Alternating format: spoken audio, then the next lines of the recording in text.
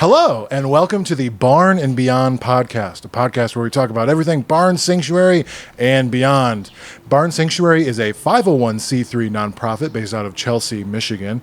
We rescue farmed animals and give them a place to live out their natural lives, and we inspire people to embrace a plant-based lifestyle. Today, we are joined by a very special guest, Casey, who is one of our animal caretakers here at the sanctuary. She's been here for nearly 5 years, so she has a lot of experience and knowledge when it comes to animal care and some of the processes that we have here for the animal care team and the specialized care that we give the residents here at Barn Sanctuary. She also has farmed animals at her home, so we're going to kind of pick her brain about maybe the similarities and the differences between having farmed animals at home and then having farmed animals here at the sanctuary. And then she also has a lot of experience with horses, so we're going to pick her brain a little bit about that as well. And then she is also an environmental educator. Yep. So we're going to talk about the climate a little bit and maybe her experiences with teaching, because she was also a special education teacher once upon a time as well. So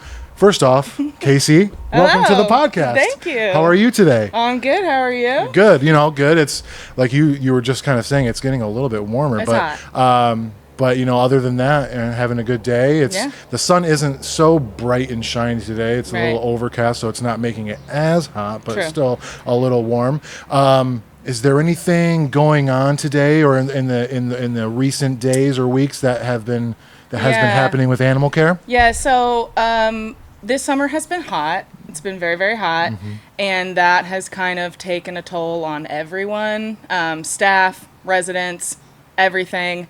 We have a lot of senior residents who are, getting up there in age, and the heat seems to be harder on them. Sure. We've had a lot of pig challenges, both potbelly and big pig, with gastrointestinal issues, that kind of thing. People, they just don't feel good in the heat. Yeah. So that's kind of what we're dealing with recently. But, Any specific resident updates? I know you said some of the pigs have been having some issues with the heat. Yeah. Is there anyone in specific that we've been kind of keeping a closer eye on? Yeah, so right now June is kind of going through it. She, I want to say it was almost a week ago, we had the vet out in kind of an emergency situation because June was not herself. She was not moving, she was not eating, and if anybody knows June, they know she loves to eat, so that was like a red flag right away. And hers ended up being gastrointestinal. We had to isolate her for a while. We had to give her mineral oil to get her system moving. And then she, earlier this week, was doing better. Nice. And so we called the vet and we're like, hey, she's doing great. Like, can we stop some of these things? Said, yes, absolutely. We upped her food again because she was on a reduced amount. And recently, like yesterday and today, she's kind of doing a bit of a backslide. We're watching that. We're probably going to call the vet again, not necessarily to have him out, but just to talk to him and, maybe trial and error some things to try to make her feel better. Yeah, because we also, like, June will eat anything. June loves to eat, but we had to put Miralax on her food because she needed that extra help, and we're wondering if maybe that has something to do with her not eating these last couple of days, because that was a very recent switch. And we a couple of weeks ago, when it was really hot, when it was like in the high 90s with high humidity, we had made a video kind of like, hey, help us out. It's really hot. And, Tom had mentioned something that maybe I didn't have even prior knowledge of, but when it gets so hot, it really affects that digestive system for the pigs especially, and it can cause them to kind of shut down, if you will. So it's nice that we kind of keep a closer eye on our bigger hoofed friends down there. It's definitely, I mean, pigs are prone to stomach ulcers. Pigs are prone to all sorts of stomach issues. So it's not surprising that the heat affects them the way that it does. But it's also really challenging because pigs are not always easy to treat and easy to medicate because, they don't feel good, and they kind of lash out sometimes when they don't feel good, and they're big, and so you have to be careful around them. So, and a lot of those meds you put in their food, and if they're not eating, then they're not going to get that medication, and then what do you do, if you can't get them to eat? So, yeah. So, Well, that's great. yeah. Any other species that have been maybe keeping a closer eye on or anything? We're That's a radio. Yeah. We are, I mean, everyone really in this heat. We really try to keep an eye on Yeah. everyone. Yeah. The birds, they're tricky because they hide a lot of their illness. Sure. And so, we give them electrolytes when it's super hot. We try to give them more watery produce, lots of melons. Sure. But again, we have, because we've been around for 10 years, we have a lot of residents that are getting up there in age, and this is always worse on them. So for people who don't know you or maybe the position of being an animal caretaker, what is something that you would like them to know, or maybe share what the day-to-day looks like as an animal caretaker? Yeah, so we do a lot of feeding and a lot of medicating. And I think maybe what people don't understand about the medicating part of it is there's so much prep work that goes into that. Like you were just prepping meds before you yes, came on I to the was. show.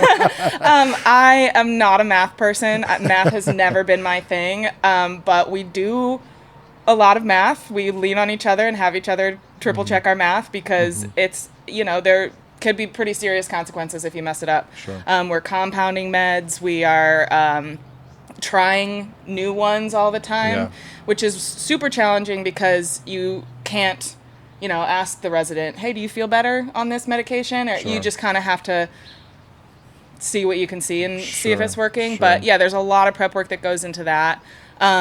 We do a lot of wound care because, animals can be rough on each other and they get some pretty gnarly wounds. And right now we're watching, we're doing Dwight's wound care almost daily. Maybe you could let them know a little bit about what Dwight's been going through recently. So Dwight is a trooper, and I love Dwight so much. And he, when he was a baby, he had his right hind leg, like the joint fused together. And recently, a couple months ago, we noticed that there was like a wound in that area, and it wasn't, with antibiotics, with treatment, it wasn't closing up and it wasn't getting better. So then we had a different vet out, and she thought that it could be the hardware rejecting, which is what it was. So he went up to Michigan State. They took that out. It was great. It was, went well. The joint itself looks good. I mean, as good as it can be for the state that it's in. So yes, but now he has this. They didn't sew it back together nicely because they wanted, it to be able to get rid of all the guck in there. So now he's got this big wound on his leg that we are wrapping every other day or every 3 days or something like that. He can't get it wet, so that's something that we have to. It's the summer, and so storms just crop up all the time. Well, even just being humid outside will affect it. Yeah. Right. So. But he's been so good about it. He can be a little feisty, but in all things considered, for all of this treatment, he's been really, really good. And it's looking better. It's healing nicely. That's good. I think it's just going to be kind of a long journey on that one. So what is because you said he could be a little feisty. So what are some things that the animal care team does to make sure that you guys are safe and that Dwight is safe when we do those bandage changes and we kind of check on those wounds? Yeah, so it's all about body language. You have to kind of be able to read the resident and what they're feeling and what they're thinking based on how they're holding their body. And that's actually something that I learned from horses because I've been around horses my whole life, and horses have very distinct body language, and if you don't listen to it, it could not be good for you. Sure. So, I think we just try our best to provide care without harming ourselves. It doesn't always happen that way. But, there have been situations where residents have had, mostly cows, because they don't really like to be handled by us, especially the big cows, where they have had, minor scrapes and things that we have just said, we're just going to let that one heal on its own because it's not safe for us to go in there with them. Well, and you can almost cause more issues by trying to bring them in and getting them isolated than you would just letting it go and letting it heal. Yeah, and that's something that we have to kind of juggle all the time is if the stress of the treatment, Right. if that outweighs the treatment itself, or and especially with the birds, that's one that we're always thinking about, because birds get really stressed out, and a lot of them have heart issues to begin with, and so you don't want to stress them out. But then sometimes you're like, well, they need this treatment, so it's like it's a constant battle. Yeah. So, a couple of weeks ago we had Tiana on the podcast, and she was talking about how the animal care crew goes and does the animal the checks every Health 6 checks, weeks. yeah. Like everybody gets the health check every 6 weeks, and she kind of detailed what it was like for maybe the birds and some of the potbellies. But what does the animal care checks look like for some of the bigger residents, like the cows, donkeys, and the big pigs? Yeah. So for the cows that don't like us to be around them, which is most of the big cows, the health checks are visual. Okay. It's as much as we can see, from where we can safely be. Yeah. So a lot of times we don't get a look at their hooves. We don't get the bottom side of their hooves. We don't get a look at. But yeah, because we don't like I was saying, we don't want to stress them out. Yeah, but right. we also kind of have to Keep an eye on them. And for the most part, any issue that they would have, we would be able to see. Sure. So the visual ones work out fine. There have been big cows that we've done visual health checks on, notice something, Okay. and then we have to we monitor it, and then we have to have the vet out, and then we have to isolate them. Sure, So sure. as little time as we can isolating them is obviously preferable, but yeah. So what are some of the visual cues that you look for in cows that might say that they are in some sort of distress or maybe not feeling as well as they could be? Yeah, so a lot of it is kind of like how they lay. Sure. Yeah. You can tell when a cow is just laying and relaxing, and you can tell when a cow is laying because they're uncomfortable. Okay. And it has a lot to do with breathing, Sure. like their respiration rate. It has a lot to do with the noises that they make, because they will do this kind of content groan. Sure. But that's very different than the my stomach hurts groan. Sure. So you have to kind of be able to pick up on those two. And really what is very helpful and how we're able to do our jobs is that everybody on property is in communication about the animals. Yeah. So if somebody notices one day Joey's laying down and nobody else is laying down and that seems weird, then we just kind of note that, and then if it becomes a pattern, then we know that something is up. Whereas every once in a while somebody will have an off day and that is what it is. Sure. But there's days where I want to stay in bed too, and I don't want to get up and do anything. Exactly. So we really kind of pay attention to those patterns, Okay. and that helps us determine who needs care. Awesome. So then, what would the healthcare checks be? How would it be different between the cows and, let's say, the big pigs? Are you able to get a little closer with the big pigs and just rub their belly a little bit and keep them comfortable? There are a handful of big pigs who don't appreciate a health check. Sure. But for the most part, if you give them a belly rub, they're fine. You can do whatever you'd like except for trim their hooves. And they will let you look them over. And that's really helpful, because a lot of our pigs, I don't know if it's a genetic thing or if it's a pig thing or what it is, but a lot of our pigs are getting these growths on their skin. Oh, sure, sure. And that is becoming more and more prevalent as they age. And so we've been, for the health checks, that's really helpful because we can measure the growth. Sure. If they're letting us give them a belly rub, we can measure the growth. And then in 6 weeks, we can say, oh, wow, this grew a lot. Yeah. We should have a vet look at it. Yeah. But then, there are some pigs that don't really like the animal care team as much, because a lot of times when we come in, it's because they're not feeling well. And then you make them do things and then we that maybe make they them don't do want to do. things. Yeah. We help the vets with blood draws and Yeah, stuff like that. yeah. So we do often enlist the help of the facilities team, because they have a different relationship with the pigs. They're down there a lot more. They feed them, and so it's different. And it's helpful that there are people that do have good relationships with the pigs that are maybe a little bit more standoffish towards us. A group effort, a team effort. Yes, definitely. It's truly a team effort here at Barn Sanctuary. Why don't the pigs like getting their hooves trimmed? I don't know. And what is the process like for trimming their hooves? Yeah, so There we have several tools that we use depending on the type of situation with their hooves, the pig. We have like the standard The clippers, nippers, yeah. clippers. Those are hard to use. So, and the pigs, it's like 50-50 on whether or not they like them because on one hand, it doesn't like vibrate or make as much noise as say the angle grinder would, which is another tool that we use, but it's also kind of like a pressure on their hoof that they might not necessarily like.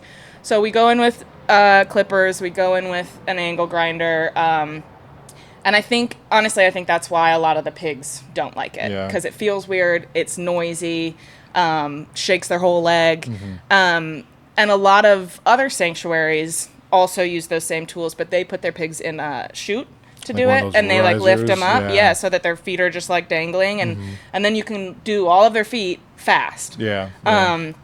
But we don't have a chute, and we had one, but our pigs didn't really like to use it, and so then we just try to do all of our hoof care with them laying down and getting belly rubs, and some pigs are totally cool with that. Do you think that, because it seems like, like when I was on facilities for the 2 years that I was on facilities, it didn't seem like a lot of the pigs' hooves even got very like overgrown or to the point where they necessarily needed a lot of like hoof care. Do you think that's partially because we have such an expansive space and they're kind of on their hooves, kind of just naturally grinding it down themselves? Yeah, I do think that is part of it.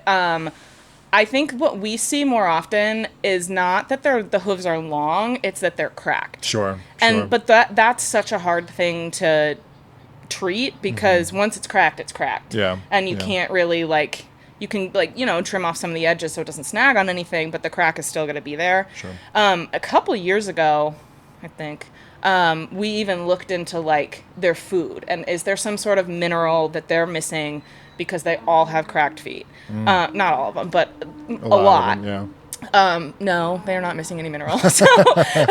So I don't know. That's kind of been the challenge with us in the pig hoof care is the cracks and like how do we prevent that? We don't really have a clear answer on that. And sometimes, the cracks will get bad and then the pig will limp for a while. And you never want to see that. So we have had a couple instances where we do bring the vets in and we do a sedated hoof trim for residents where it's really bad. But you don't necessarily want to go to that every time just because the sedation can be a little scary for those big pigs too, and sometimes they have a negative reaction to it. Pigs don't react well to sedation, so and when we do it, it's never like the full sedation. It's I can't remember what it's called, but it's like I can't remember what it's called, but like it's a half dose, so they just get a little sleepy. But and that's costly to bring the vet in to do that every time. So the pig hoofs are kind of a mystery. A mystery to be solved. Let's move into talking about Casey. So what I kind of mentioned at the beginning of the podcast is you've been around farmed animals for a lot of your life, and maybe more specifically horses for a lot of your life. Can you tell me when that all started in your life and how it kind of developed over the years? So I started being around and riding horses when I was 6 years old. I had a friend that I went to school with, and her name was also Casey. Shout out, Casey. Shout out, Casey. And her family was big in horses. They like throughout generations they had rode and showed and all that kind of stuff. And her mom actually told my mom about 4-H. And my mom had always loved horses, but had never really been around them. And so she was like, perfect. Like, this is a perfect opportunity to be around horses through my kids. And so my sister and I started with 4-H, which was a very interesting experience because, and I will say, each county has a different 4-H vibe. Ours, and because I can only speak to ours was very educational. And did you grow up in the Chelsea area? I did. I grew up in the outskirts of Chelsea, but I went to school in Ann Arbor. Until high school. So so it was very educational. We had this like packet that we had to fill out, and you had to be able to name all the parts of a horse. And it was very interesting. And that most of my horse knowledge, I feel like I got from that because it was very in depth. It was very thorough. We went to all these meetings about it, and I loved it because you could color on it too. Nice. So Interactive. yeah, very interactive. So we started doing that, and I started riding a horse that my like horse trainer, he was her horse. His name was Bert. He was incredible.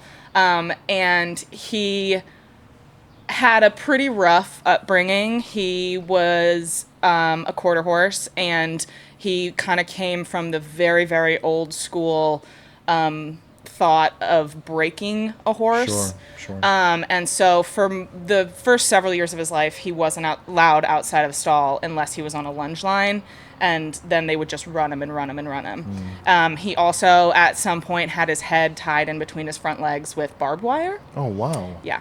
And so for his... Is that part of, like, the breaking process? Like, apparently. I don't know. It sounds pretty insane to me. did they ever, like, say, like, why? No. Or, Well, like, and, like, the woman that had him before me, she got him from, like, he had been passed through several families, so they didn't really know all of it. It was kind of like through the grapevine Sure. that we had heard all these things. But for his entire life, hated men, could not be around them, because of how he started. And he was a very opinionated horse. I loved him. He was so cool. And he was my best friend. And when they decided to sell him, my family bought him because we were like, there's no way that Bert is going to not be in our lives. Sure. And we had him until he passed away at 32. Wow. So, yeah. Nice and long life. Yeah, he had an amazing life. The last, like, 10 years of his life, he was just chilling. He was, being a pasture buddy for people. So many, I have like 20 plus cousins. So many of them learned how to ride on him. So yeah, that's kind of where we started. And then it kind of morphed into more showing. And we did like quarter horse circuit. So it was like a lot of like pattern classes and stuff like that. But I think like it wasn't until I went to college and wasn't, involved in that as much because I went out of state for college, that I actually took this class my freshman year called Animals in Society. And interesting. Yeah, it was really cool. My professor was really cool. And it was basically just education about how the U.S. in particular treats animals. And after that class, at least half of us went vegetarian. And he told us at the beginning of the class, he was like, this is like what happens, so just be ready for it. But like in that class, I kind of started to look at horses and our relationships with horses differently. I did this whole big project on the rodeo and how awful it is. And like, but like, it was one of those things that I had just never even thought about. And the relationship that I had with all the horses in my life had been very positive. And it had been like, there are definitely still like sects of the horse world that like it's abusive. The way that they interact with these horses is abusive. But there are also people who, just have these incredible relationships with their horses and still do ride them. But it's just a much different vibe. And like, I feel like I kind of understood horses more of like in the way that I think about dogs. In that, there are certain kinds of dogs and certain dogs that just want to lay on the couch all day. Just want to hang out. And fine. And there are certain horses like that too. But then on the flip side, there are also horses that love exercise, that love to work, that love that kind of thing. And so it just kind of made me approach the whole horse world a little differently. And I was able to see it differently. Like Bert, for example, didn't really care to exercise. So once he got older, we just let him be. Whereas like my sister's horse, Taz, who lives at my house now, he's a workhorse. He is one of those horses that if he's not doing something, maybe he gets a little anxious. And and Taz is super chill, but like if he's like I think of it as like he's too in his head. He doesn't have enough like mental stimulation, Sure. He gets mean and he Okay. gets like angry, and obviously we don't want that. So he's also retired now too. So his life is a little different, but like for a while it was like, yeah, he wanted to be ridden. Sure. So Sure. Yeah. So I want to go back to that animals in societies Yeah. class, because I thought that that's super interesting. So they talked obviously about farmed animals. For sure. Yep. And then did they also talk about like animals that we use for entertainment, like wild animals that we bring into captivity? Yeah. What about companion animals? There wasn't a whole lot about companion animals. Okay. It was a heavy focus on farm animals Okay. and like the food industry and Sure. all of that. But we did definitely talk about the entertainment aspect of Yeah. it, and zoos and rodeos and like that kind of thing. Because you said that a lot, like half of the class was vegetarian Yeah, after yeah. you talked about that. So what kind of information were they portraying in that class that would have made people kind of make that switch? Yeah. And like, how was it presented to you guys? Yeah, so we watched a lot of videos. Okay. We watched a lot of videos. Like some of that slaughterhouse yes. videos? Yeah, Okay. and I think, most people are visual. Sure. They need to Sure. see things to really kind of understand it. And I think that, my professor had been doing this for a very long time. He knew what he was doing. Sure. And it worked, Yeah. like it kind of opened people's eyes to like what's actually happening. Yeah. Because I think that when if you're born in the society that we're born into, there's so much that just happens Sure. that like you don't even really think about, you don't give it a second thought. And Sure. so when it's presented to you as like, hey, this is actually how you're getting your food, and this is what's happening before it comes to like the grocery store or whatever, Yeah. People are like, whoa, Oh, yeah. like that's actually awful.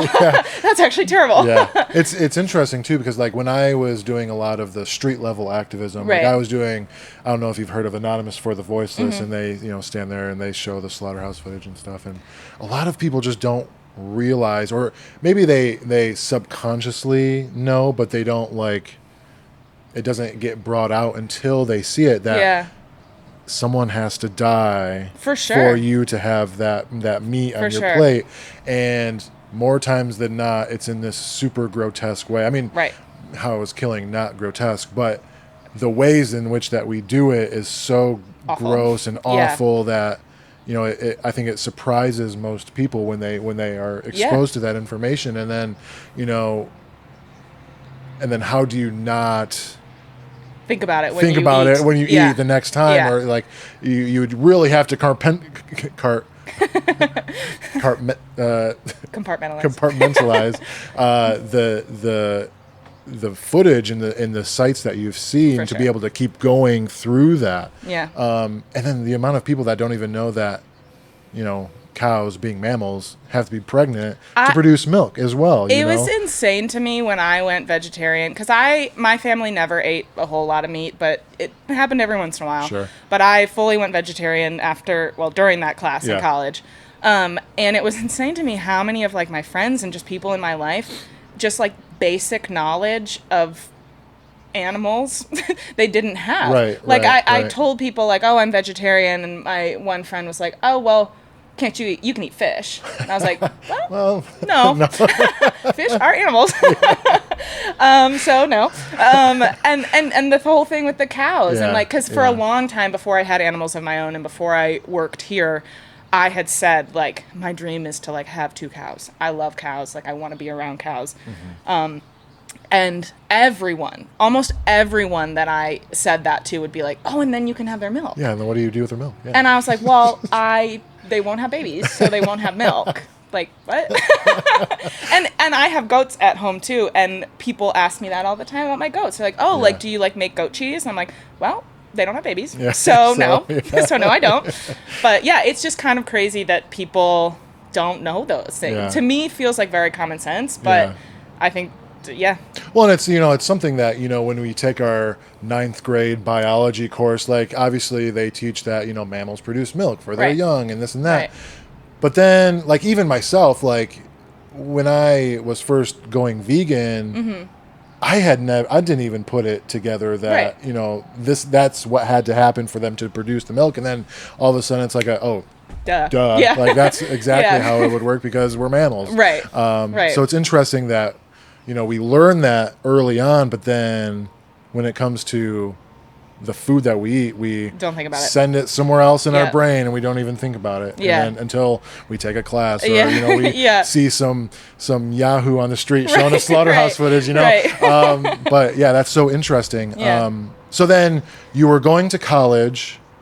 So when you were growing up, when you had horses, did you also have other farmed animals, or was it primarily horses at that time? It was just horses, and they did not live at my house. Okay. Okay. We boarded them at our trainer's house because my sister and I were also very into field hockey, and there's a lot of traveling that goes into that. And it's hard to have animals at your house and travel, which I am finding out now. So yeah, it was just horses. I had experience with other animals because of 4-H. Okay. And that was pretty eye-opening to me as well because, I started 4-H when I was 6 years old. So there was several years when I was doing 4-H and I was only focused on the horses, didn't really think anything of it. Mm-hmm. But as I was getting older and I was realizing that all of these cows and pigs and sheep and goats, like, they are here for the purpose of being auctioned off to be slaughtered. Yeah. And that was a very, jarring realization for me. I think I was 12 when I first put it together. Sure. And I was like, this is awful. This is awful. And there are families, because we're in a very rural area, and there are families that they have done this for generations. Yeah. But there was always the auction day, which was at the end of the week, and kids would cry. Kids were just so upset because they build relationships with their animals, and then knowing what is happening to them. And I'm like, how is this okay? How are you as a parent okay that this is? Yeah, and so we always had to. Every club had to have somebody spend the night one night a week, so that the animals were never alone. Okay. And our club always spent the night before the last night of fair, and so then I would go around to all the animals and say goodbye to them and just cry. And the kids in my club were like, "All right, Casey, come back. We got stuff to do." And I'm like, ah. But it was just awful to know that, and I don't know. I've thought about going back and visiting, because I had an amazing time at 4-H fair. It was super fun for me. It was I don't know how it was in the other animals realm, but for the horses, it was very kid focused. Mm-hmm. We would get in trouble if our parents were helping us. It was nice. All you have to care for your horse, you have to feed your horse, you have to water them. Responsibility. Yeah. And the only thing that we were told was that our parents were allowed to be hitching posts. They could hold, that's it. You had to do everything else. And so I have really fond memories of it, but thinking about going back now, I'm I don't know that I could do that. Why now do you think you wouldn't be able to do it? I just feel like I would have a really hard time seeing that at the age that I'm at now, and knowing what I know, and just being okay with it, or just existing in that you'd same want to space. Console all of the kids, and then you would also want to save all of the animals, or and bring them to the sanctuary. Say something to somebody and make them mad or something. I don't know. So I just for myself have to be I'm not going there. Yeah. Sad. It is sad. So then you went through 4-H, you went through high school, you didn't have the animals living on your property all through then, and then you went to college. Yep. What did you go to college for? I went to college for field hockey. I went to college for, my degree was in early childhood and special education. Okay. And then you became a special education teacher after college. Yes, and I was teaching for about 7 years. Okay. And I loved it. It was incredible. It was during COVID that I decided that it was time for me to switch things up. Sure. Because the legislation and the politics and the adult drama of it all was just too much for me. And I wasn't feeling like it was something that I could sustain. And I remember when I was in school getting my degree, I had a class and one of my professors told us that the burnout rate for special education teachers is 2 years. And and he said it takes 5 years for you to become a highly effective teacher. So So you were highly effective and burnt out. yeah, I was everything. So he's like, and that's why we're kind of in the place that we are in as an education system. Yeah. So so I actually started interning here at Barn during COVID because I was teaching from home on my computer with my basically dial-up internet, and my students, that was not a way for them to learn. It was hard for everybody, and I was feeling like I needed out. And so I started interning here, and I was like, oh, like, I can do this? Like, this is something that's, like, allowed? Like, I could just, like, care for animals? Yeah. And then I made the switch.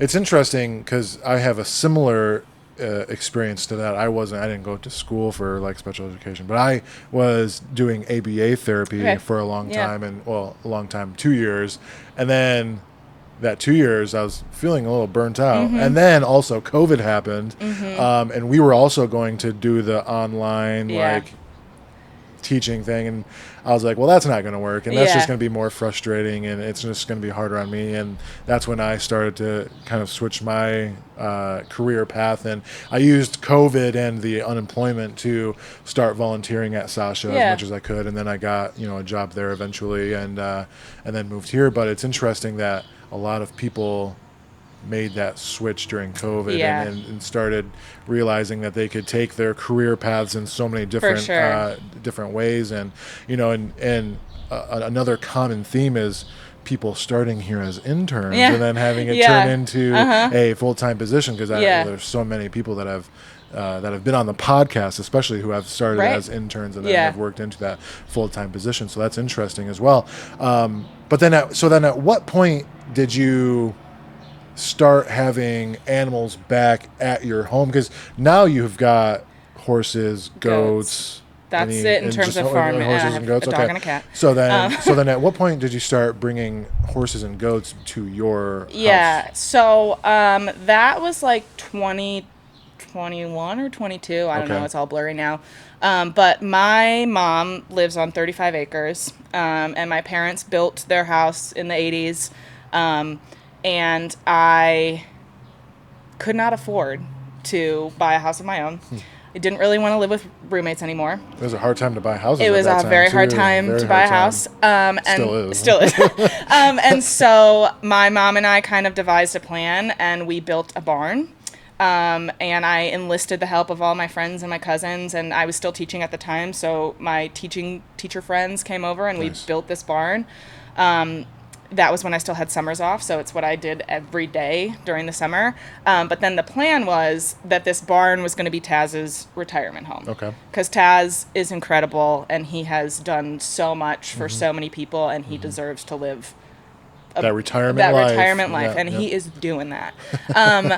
But so that happened, and then I bought a tiny house to put next to my barn so that I could, get hookups and stuff like that. Which is really nice, because when I wake up in the morning, I look out my bedroom window and I see my horses, and that's just like kind of a cool little life to live with. Yeah, for sure. And so Taz came, and then my other horse, Riley, he came as a pasture mate because he was a baby. Well, he was a juvenile, and he had a lot of energy and had a lot of issues with his legs and his growth plates and stuff. So he was originally intended to just come for a little bit, but then he grew into the home. Well, and he had all these hoof issues, and it was clear that he was not going to be a horse that could show and could be ridden a lot because he just didn't have the makeup for it. So I was like, perfect. Just stay here. Yeah, you can stay here. And then I got goats, kind of inherited them. It was one of my mom's friends, because my mom was also a special education teacher. It was one of her friends from teaching, had the goats, then had to move to a place where they couldn't take the goats, so they came to live with us. So then so now that you have goats, and you spent time here at barn, and you have your animals there at home as well. Yeah. What is the differences and maybe similarities to caring for animals in that environment compared to caring for animals in this environment? Yeah, it's a lot different than I would have originally thought. Okay. Because here, we are fortunate enough to have a very good, cohesive team. Sure. That can make decisions and that can care for all of our residents. And when it comes time to make some of those challenging decisions, you're not doing it by yourself. You're doing it as a team. Everybody is providing input. Whereas at home, all of those decisions are on me. Yeah. And so it's definitely more pressure. Sure. And I also don't have the funds to do what I would like to do. And we are so fortunate here to have the funds to be able to provide this exceptional care. And whereas at home, I have to kind of pick and choose of I don't know if I can have the vet out now because that's a $200 farm call, and that's just the farm call. So there's that piece of it. I'm also very fortunate that my mom helps, because I think if she were not helping me both in labor and in finances in terms of the animals, I wouldn't be able to do it, because it's expensive. It's expensive to care for them properly. And you want to give them the best care that you can. Exactly, yeah. But I also think that it's been very helpful working here, because I learned so much. Yeah, you can take that knowledge that you learned here. For sure. I learned so much here every day. And so it's nice to be able, especially with goats. I have the horse knowledge. I've been around them my entire life. But when I got the goats, I had never really been around goats before. So I didn't really know what went into caring for them. But then working here, learned so much. And so, that benefits my goats.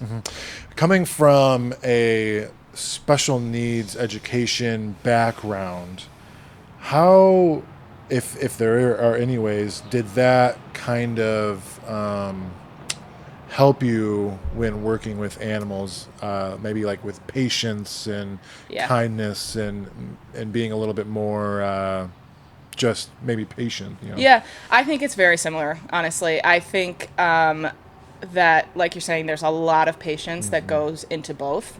But I also think and that's just with any teaching, but I think because I was a special education teacher, I also had experience with working with people who maybe didn't have expressive language. Sure. You had to be more visual. Yeah, and so you had to build that relationship. Yeah. You had to figure out how they communicate and then go from there. And the same is true with the residents. Every resident here is different. All of the cows don't behave the same way. All of the goats, so it's all very different, and each relationship is so important.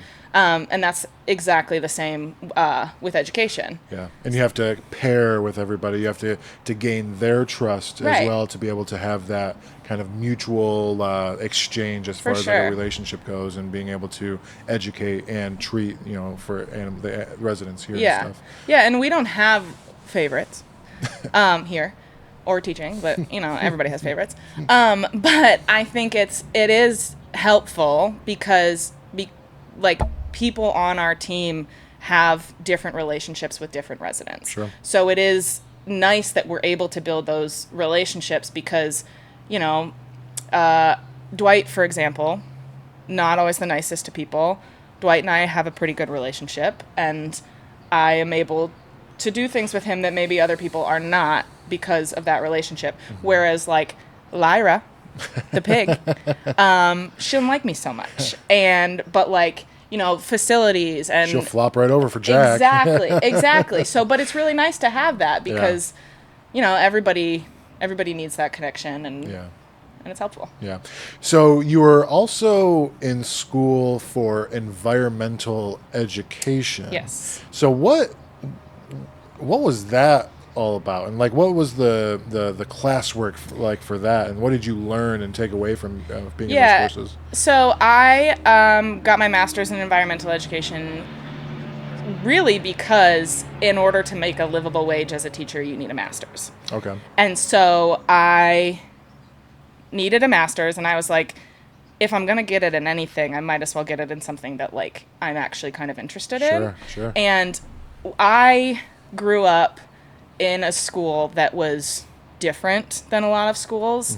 And we had environmental education as one of our like special classes, like gym and whatever. Sure. So everybody had environmental nice.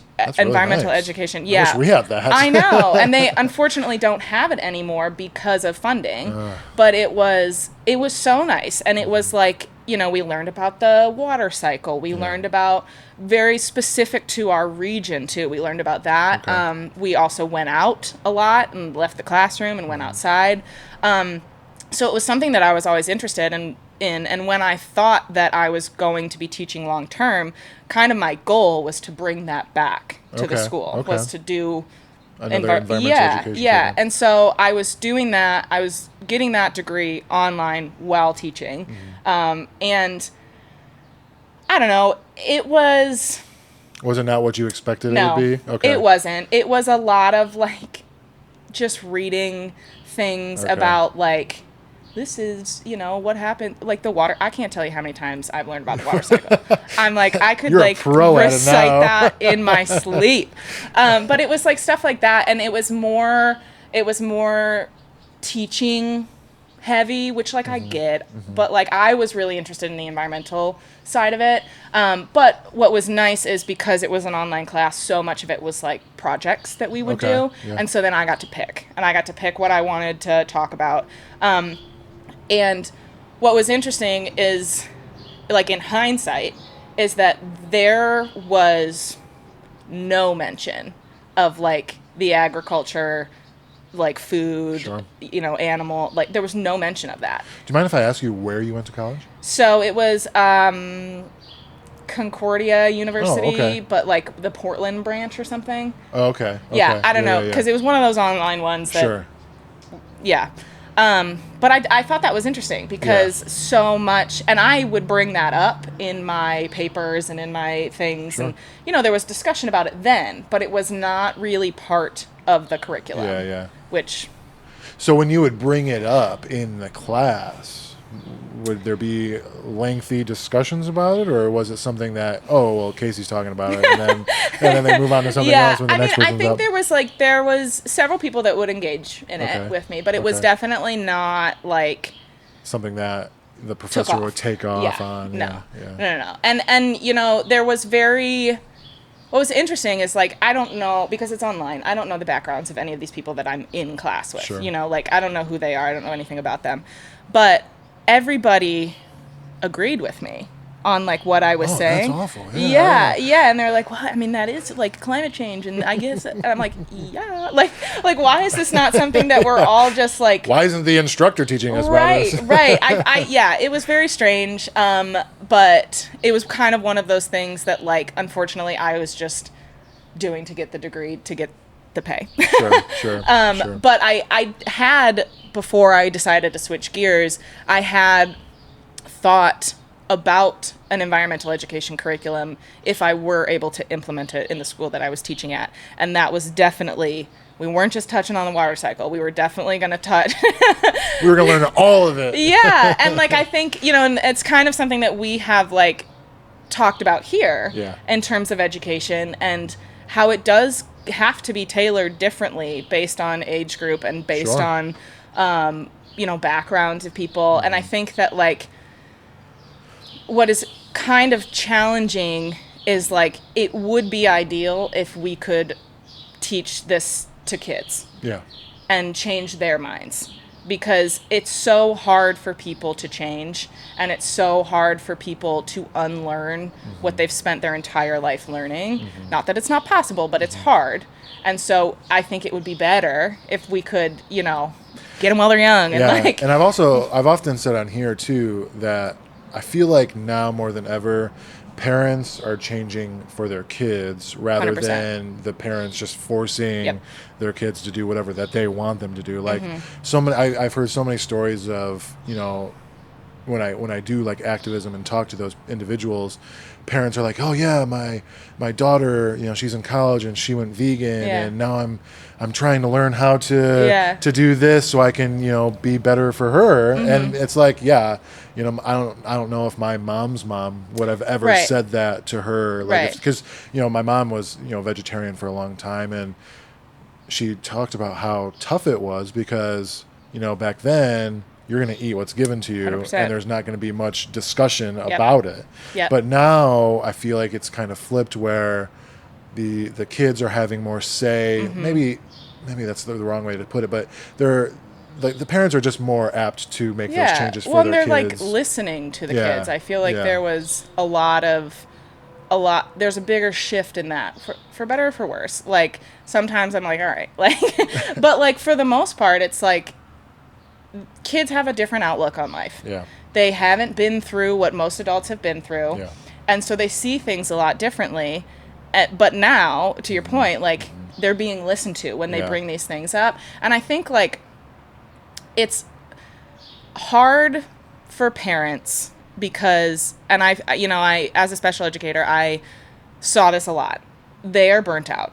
They are so burnt out. And I can't remember the number, but there was something that I learned in one of my classes that as a human, you only have the capacity to make a certain amount of decisions a day. Oh gosh, you could use that up before 10 o'clock. Well, exactly. And it's lower than you would think. And so once you've reached that threshold, then you're kind of functioning in this like elevated state where you're not regulated. You're just going to break down. And exactly. And so like in terms of food, it's just so much easier when you are already stressed out and you're already burnt out to just go with what you know. Yeah. And so I think that's a lot of times why people don't make the change.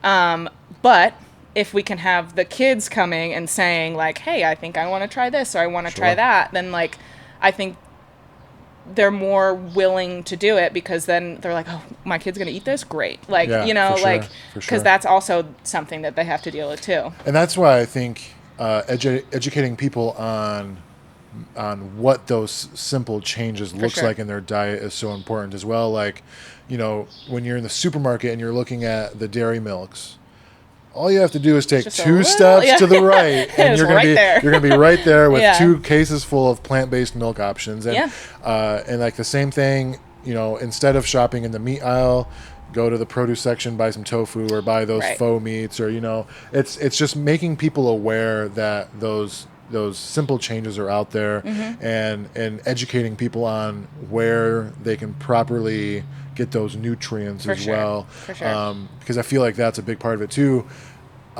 Even saying that though, a lot of people aren't worried about those nutrients until you bring it up anyway. But it's just educating people on how to make those changes and getting that more normalized for them, so that decision making is a little easier. When they're in the grocery store trying to decide what they're going to eat for the week and the meals that they have to prepare and everything like that. So I do think that food education is definitely a big portion of that as well. So going through that class and not having like agriculture brought up, when did you learn about all of that, the issues with agriculture and just that, like when did you start learning about that? So, because you said you were bringing it up in class, so you would have already had prior knowledge to it, so then how were you exposed to that information? So a lot of it was from that class that I took in college. Okay. Because that we were pretty heavy on that. He was, he would show us the videos. We would that animal class. The animal class. Okay. And he would show us the videos and everything, and then he would talk about the implications that this had on the environment and everything like that. And then, so that was kind of where my base of that knowledge came from. And then my family goes to Colorado every year. Okay. I have family out there. We go every year to visit, and we drive. So we are driving, because we take the dogs with us, and we drive through Nebraska. We drive through that first part of Colorado that's really flat and stinky. And you see it. You And know, in Nebraska, there's if you're going out, what would you go out on 80? Yeah, Going out, yeah. there's a huge feedlot that is Yep. right off of 80 that Yeah. I've seen a few times because I used to live and work in Colorado. My brother lived out there for a while, so I've made that drive Right. quite a few times too. Yeah. You definitely see those you feedlots. see it, you smell it, Yeah. and it's awful. Like it's really an awful thing to experience for hours on end, because that's what it is. Like when you're driving through Nebraska, that's what you're seeing. Corn and feedlots. Corn and feedlots. And it's just like, because it's so like open plains, you can see like for how far it goes, and it's really awful. It's awful to look at. It's awful to see like how many cows they have in one space, and what all of those cows have done to the land, because that's their only place to be, and so it's like decimated. Usually without much shade. Almost out in the, no Out in shade. the sun. Yeah. You know, they're just sitting there. Yeah. And it's a barren wasteland, so Well, and there's they- not much enrichment. Right, or and they have this anything. like one thing of water, Yeah. which is plenty of water for them, but they have to walk however many miles to get to Yeah. it. Like it's an awful thing to witness, and so I, because I was seeing that, I then started doing my own research, and so that's kind of how I Okay. learned a little bit more about it. But honestly, the most that I've learned, and this was post class that Sure. I took, but like was here, was Okay. learning here, because it's one of those things that like I knew, but like I didn't know all the specifics around it. Sure. And yeah, it's been super educational working here and working with people who know more about this than I do, because then I can take that and what I've learned and talk to my family about Sure, it and talk sure. to other people about it. And it's just, yeah. So what are some of the things that you picked up here that maybe you didn't know before? Yeah, so like obviously everybody, oh, I shouldn't say everybody, but like I feel like it's common knowledge about cows and methane gas Yeah, and all of that, right? The Because people, emissions, yeah, yeah. people make jokes about the farts and whatever, and cow farts. yeah. But I hadn't really thought about or learned about the water that goes into all of it, Yeah. and how much water it takes to sustain as much cattle as Absolutely. we have in our Absolutely. country.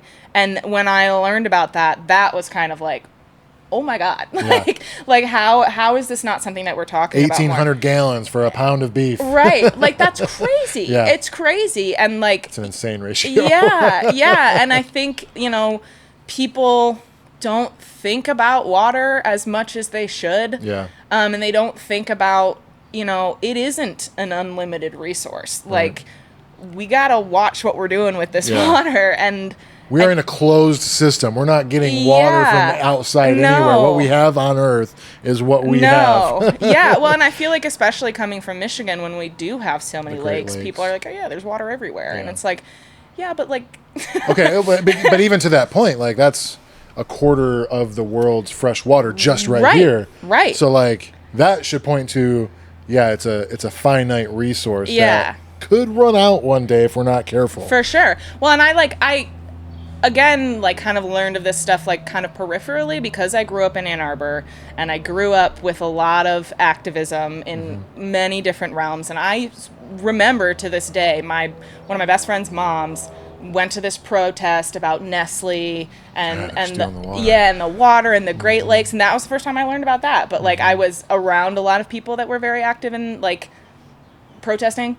So I kind of like learned about that stuff, but I was younger. And so I didn't really like think about it. You know Sure, what? It sure. was like one of those things that like now I'm like, oh yeah, there was that talk of that early on.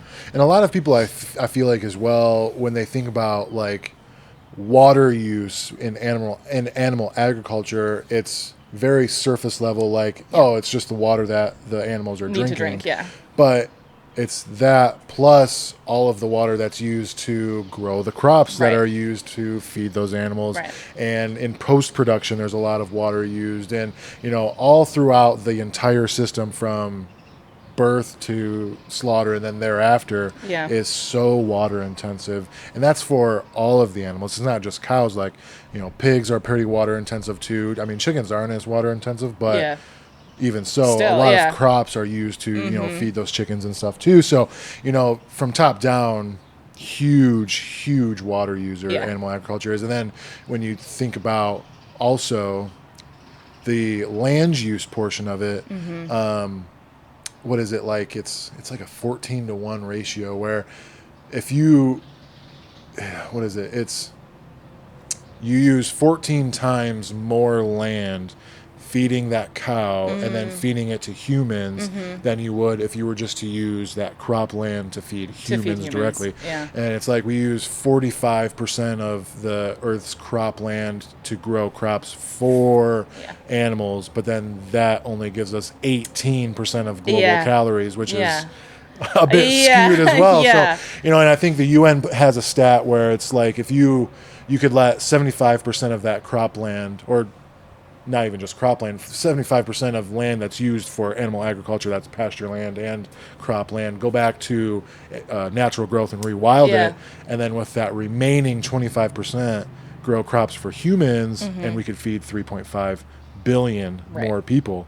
And, you know, when we have so many millions of people who go to bed hungry every night, and we are feeding so much food to livestock that are then going to people who can only afford that, it just seems a bit skewed, and maybe that we should rethink our food system a little bit when it comes to that kind of stuff. You know, and then, you know, the whole issue with like the emissions, and then that's being absorbed by the ocean, and then now it's acidifying, and now you have a bunch of ocean life that's dying. And, you know, we kind of talked about it with Vita a couple of weeks ago as well, but and I kind of noted at it a little bit earlier, we're in a closed system. So anything that you do over here is eventually going to affect you over here. It's only a matter of time. And, you know, like, you know, they say that Michigan is one of those places that will see, you know, climate change effects the latest. Well, one, it's already getting quite hot. Like our summers are quite hot. But then you get the issue with climate immigration, and you're going to see more people who are trying to escape those regions to come to regions who maybe aren't as affected. But then you're going to have water scarcity issues, food scarcity issues, and it's just going to be eventually an issue where we're all going to have to deal with it.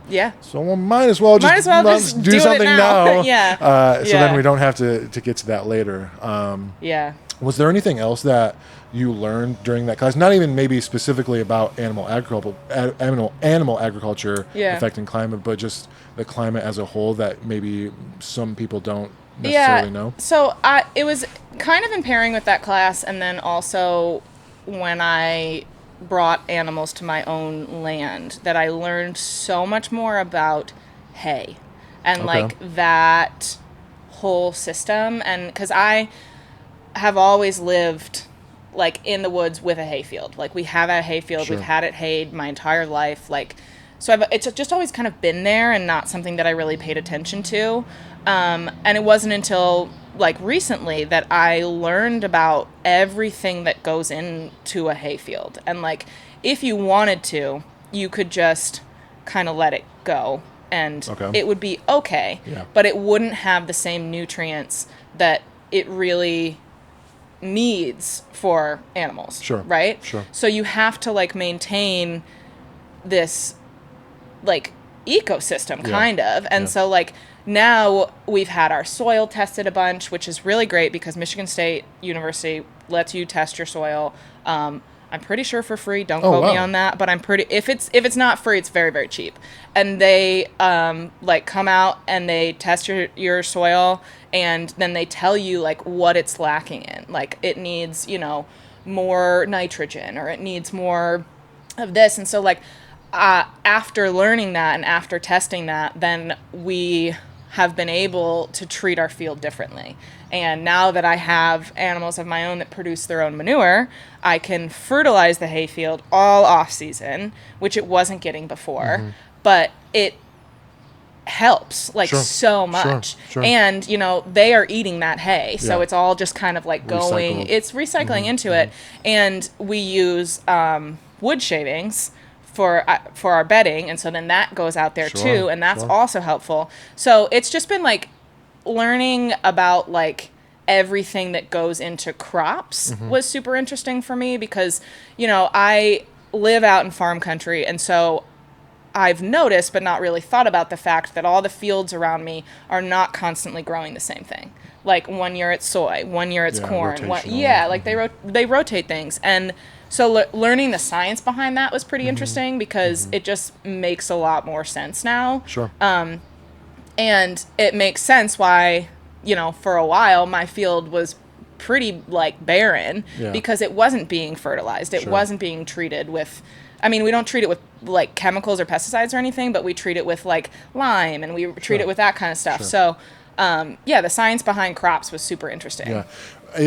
So when you say that you grow hay for the animals that you have at your house, are they grazing that, or are you going through and cutting it and then feeding it to them? Yeah, so they're not grazing it. Okay. Unless they break out, and then they graze it, which has happened a handful of times. But no, we actually have a partnership with the Ann Arbor Community Farm, which is not in Ann Arbor, it's in Chelsea. And they are like a CSA type organization. Cool. And my parents had a relationship with them back in the 80s. Like we've always kind of had a relationship with them.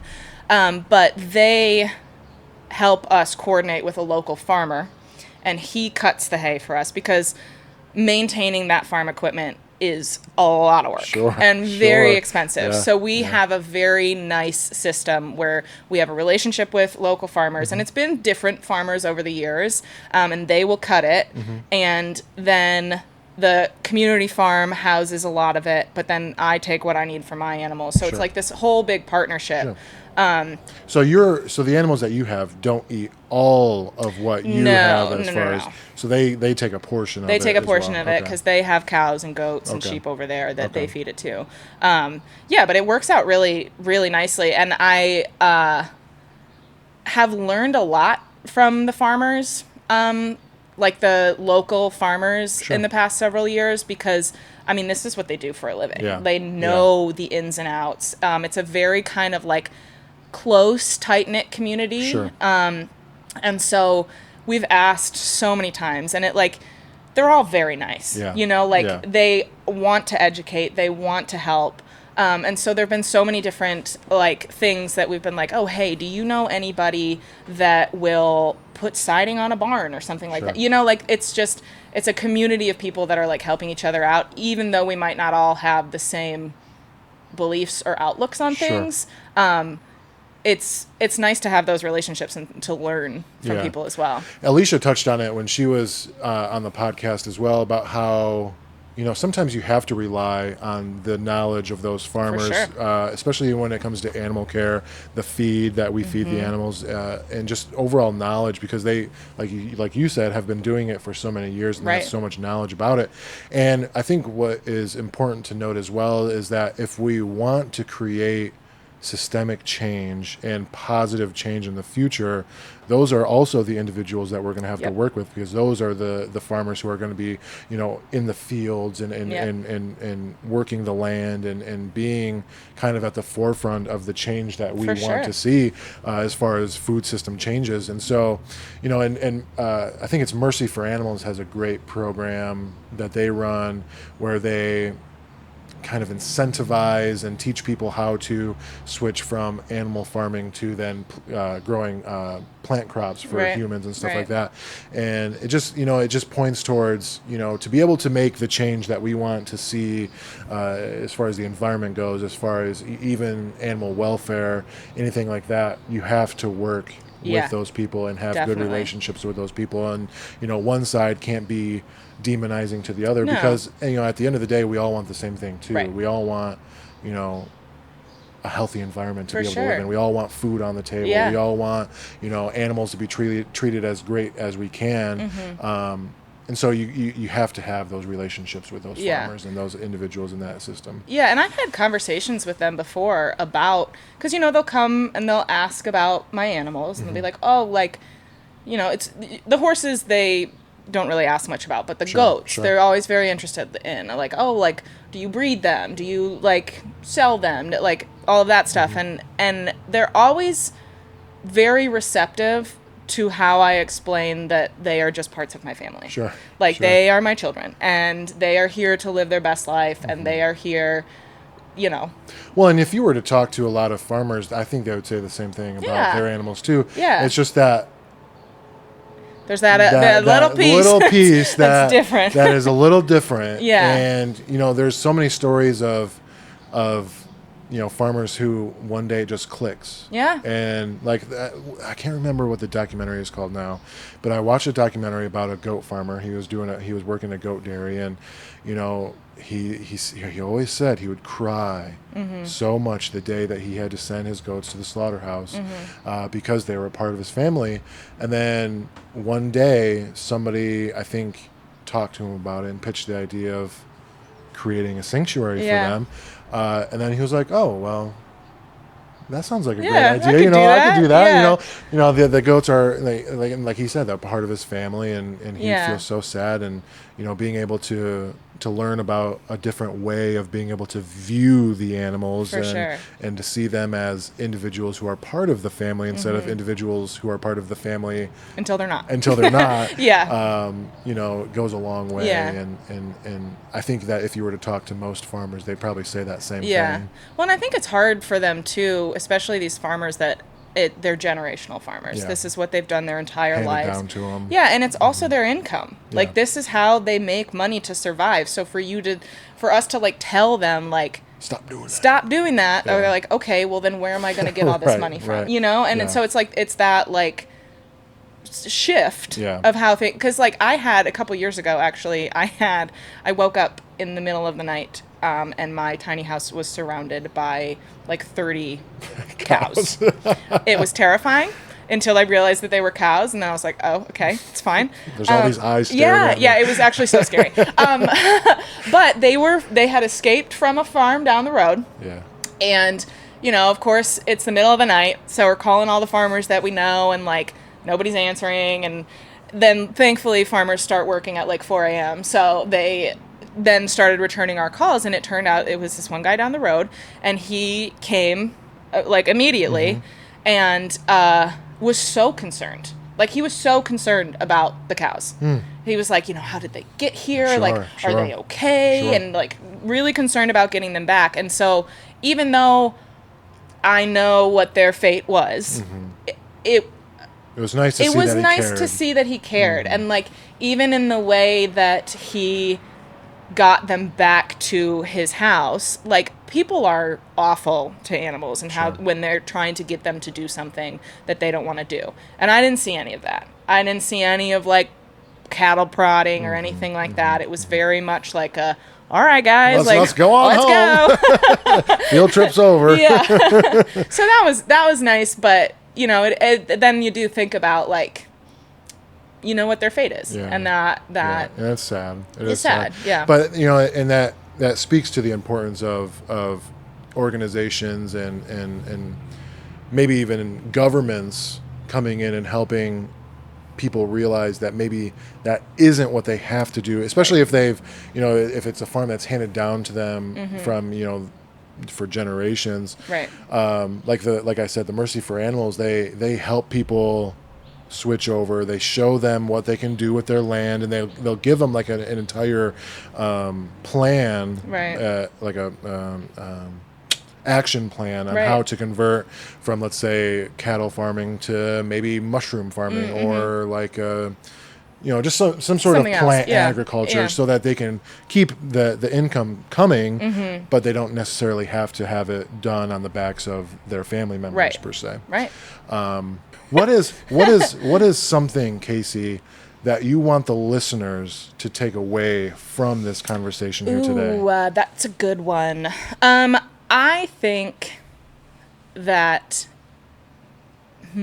if as humans we can in many different areas of our lives just adopt a little bit more patience, I think that it would all be better. If we could have more patience for each other, if we could have more patience for educating those around us and more understanding that most of the time when people are doing things that we deem bad or not good, it's not malicious. It's just the way that they were raised. It's just how they see the world. And if we have more patience, then we can hopefully help them change the way they see the world. Being in their face and saying that's wrong isn't going to do anything. Nobody responds well to that. It's all about education, advocacy, and just being patient and understanding with people, and meeting them where they're at. Yeah, and 100%. that goes a long way. Yeah. Thank you for that. That was Of great. course. A great way to end the podcast. I like that. Just a reminder for everybody. We can only do what we can do here because we are a 501c3 nonprofit, and we rely on donations from people like you, listeners like you. So if you'd like to donate to our cause and help the animal care team care for the residents here at Barn Sanctuary, go to barnsanctuary.org/donate. Even $5 goes a long way when it comes to animal care. And, from the facility side as well, we give them a great place to live, and we provide them with the best care imaginable. So go to barnsanctuary.org/donate if you'd like to donate to our cause. If you'd like to visit Barn Sanctuary, go to barnsanctuary.org/visit. We offer public tours every Saturday from May until October. And if weekends don't work for you, we offer private tours as well. You can sign up for those at the same link, and you can sign up for those any day of the week, for any time of the week. We actually have a private tour starting here in about 30 minutes for somebody who signed up for that online. We also offer field trips for any schools that want to come out, or any organization who has students that want to learn more about the residents here at Barn Sanctuary. We offer field trips.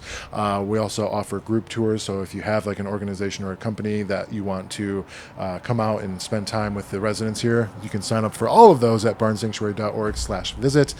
We also have a event coming up October 3rd. It's a Saturday, first Saturday of the month. We are having Moonster Mash. Yay! And Moonster Mash is a really fun event. There's going to be trick-or-treating opportunities. There's going to be goat and potbelly experiences. You can go down to the Big Pig Barn and spend time with some of the big pig residents down there. And like I said, there's going to be a lot of activities for the youngsters, like trick-or-treating, or I think we're having a bounce house here at the sanctuary too.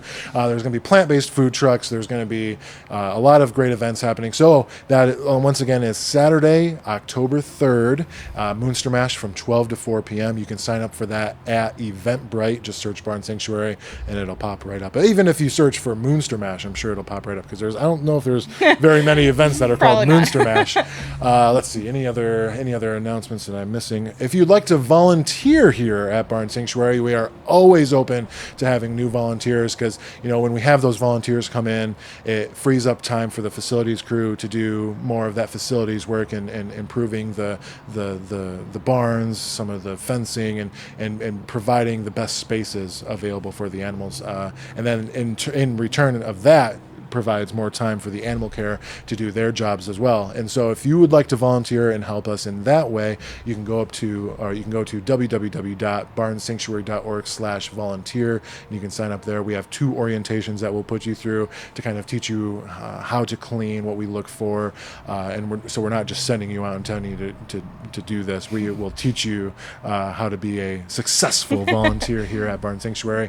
But once again, Casey, thank you so much for being on the podcast today. And until next time, we will see you later. Thanks for listening. Perfect. Yay!